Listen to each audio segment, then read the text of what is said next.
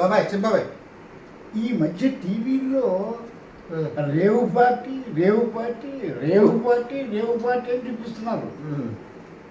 మా టైంలో birthday party అను వనభోజనాల party అని చేసుకునేవారు. కొంత తీసి ఈ పార్టీలన్నీ రేవుల్లో చేసుకుంటారా ఏంటి? ఏం కాదు బాబాయ్, మీ రోజుల్లో వనభోజనాలు అని చెప్పేసి మొత్తం ఫ్యామిలీ అంతా కలిసి వెళ్ళి ఒక చోట కూర్చుని అన్నాలు కూరలు వండుకుని ఫ్యామిలీ అంతా తినేవారు. మగవాళ్ళందరికీ వచ్చి చాటుకి వెళ్ళి మందు తాగేవారు. ఈ వనభోజనాలు లేనప్పుడు సాయంకాలం పూట మగవాళ్ళు ఇంట్లో పెళ్ళం పిల్లలు తెలియకుండా బారులకి వెళ్ళి తాగి వచ్చేస్తారు, పెళ్ళం పిల్లలు తెలియకుండా. ఇప్పుడు కొత్త ట్రెండ్ ఏంటంటే విత్ ఈ మొహమాటం లేకుండా మొత్తం మందంతా ఒక చోటకి వెళ్ళిపోయి కూర్చుని ఎవరికి ఇష్టమైనట్టు తాగేసి ఎవరికి ఇష్టం ఏం చేసుకునేదాన్నే రేవ్ పార్టీ అని పేరెట్టారు. అంతేగాని ఈ రేవుల్లో చేసుకునే పార్టీ కాదు.